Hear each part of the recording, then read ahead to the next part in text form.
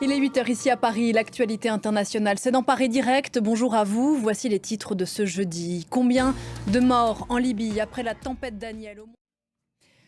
C'est une ville qui enterre ses morts par centaines tous les jours depuis le début de la semaine. La ville de Derna dans l'est de la Libye.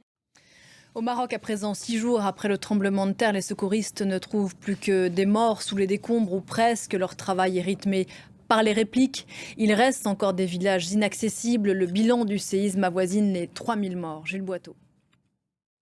Et pour les secouristes marocains ou étrangers autorisés à travailler sur place, il faut parfois faire preuve de débrouille. Certaines associations dénoncent un manque de coordination des équipes qui ne sont pas toujours déployées au bon moment.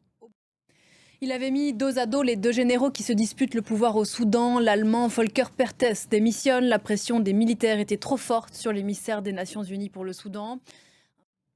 La Roumanie s'inquiète de ce que la guerre entre la Russie et l'Ukraine ne s'étende à son territoire. Pour la 3e fois, des débris de drones présentés comme un drone russe ont été retrouvés sur le sol de la Roumanie, près de la frontière avec l'Ukraine.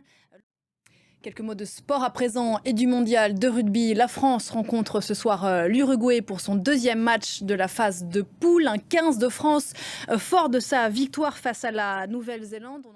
Face à l'Uruguay, donc, a priori adversaire moins impressionnant sur le papier. Oui, bien plus abordable, et ce n'est pas faire offense à l'Uruguay de dire que cette équipe est évidemment d'un calibre bien inférieur à la Nouvelle-Zélande que le...